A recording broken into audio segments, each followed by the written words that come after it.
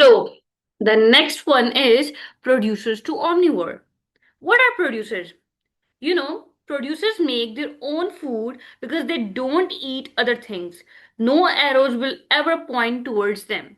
Whereas omnivores, they eat both plants and animals. To identify one, look for an animal that has at least two arrows pointing to it. One arrow from a producer like plants and one arrow from a consumer. Okay?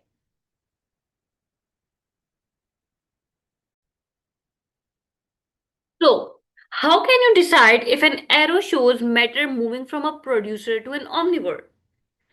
We have simple rule to find matter moving from a producer to an omnivore. Look for an arrow that starts at a plant and points directly to an animal that eats both plants and meat.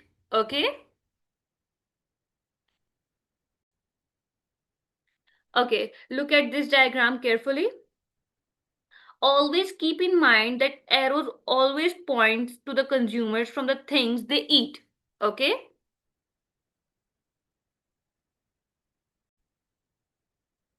As you guys can see that the arrow pointing from the phytoplankton to the zooplankton. The phytoplankton does not have arrows pointing to it. So, it is a producer. Whereas the zooplankton has an arrow pointing to it. So, it's a consumer. Okay?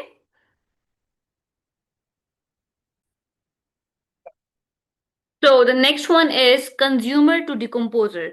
This basically shows how matter moves from an animal to the recyclers of nature. Okay, first you have to keep in mind that consumers eat other living things, so there are arrows in a food web that point from other living things to consumers. Whereas decomposers are a type of consumer, they help break down dead living things into simpler matter such as nutrients.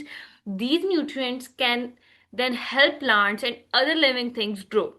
In a food web, there is an arrow pointing from other living things to a decomposers. There are no arrows pointing from a decomposers to another living things. So, how can you decide if an arrow shows matter moving from a consumer to decomposer?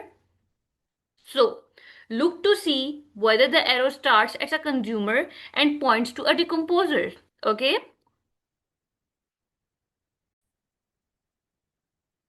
So, you know that decomposers are the things like fungi or bacteria that breaks down dead matter into nutrients. So, we have two rules. Like rule number one is arrows point from dead plants or animals to the decomposers, and rule number two that there are no arrows pointing from a decomposers to another living thing. Okay? Okay. Look at this diagram carefully. The arrow pointing from the plain fin midshipman to the sea cucumber. This to this. The plain fin midshipman has arrow pointing to it, so it's a consumer. The sea cucumber does not have arrow pointing from it to other living things. So the sea cucumber is a decomposer. Okay? Okay, here we have some activity question. Below is a food web from a desert ecosystem. The ecosystem is Tree National Park in Southern California. Okay, based on the arrows, which of the following are omnivores, producers, consumers, and decomposers? Okay, like you have to find the decomposers, the consumers, the omnivores, and the producers. Okay, so first we have to find the producers. Okay, okay. Here we have producers are tree-throat bush and beaver-tail cactus. As you guys can see that these are the producers. Why they are producers? Because these are at the bottom and because they make their own food. Okay, no arrows pointing at them. So they are producers. Okay, so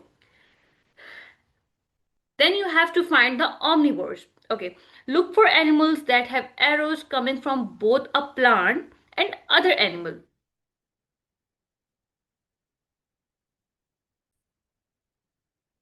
Yes, raven and coyote are the omnivores.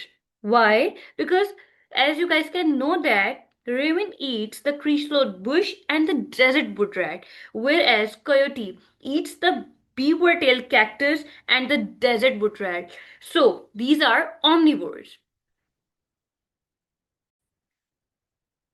Okay, then you have to find the consumers. One thing you must keep in your mind that these must eat other living things. Okay? So,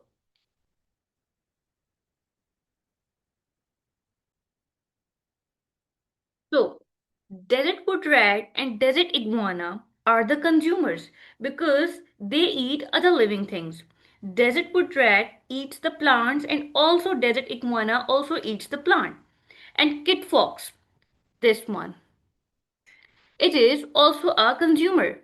Why? Because it also eat other living things. Okay, it eats the wood rat and iguana. So these are the producers.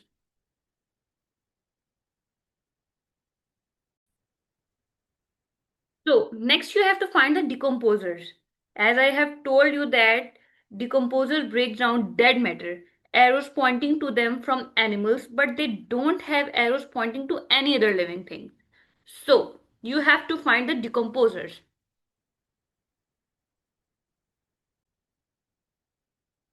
Yes, mushroom and microfungus are decomposers. Why? Because they break down dead matter. Okay, and also they don't have arrows pointing to them from animals, but they don't have arrows pointing to any other living things. Okay, so they are decomposers.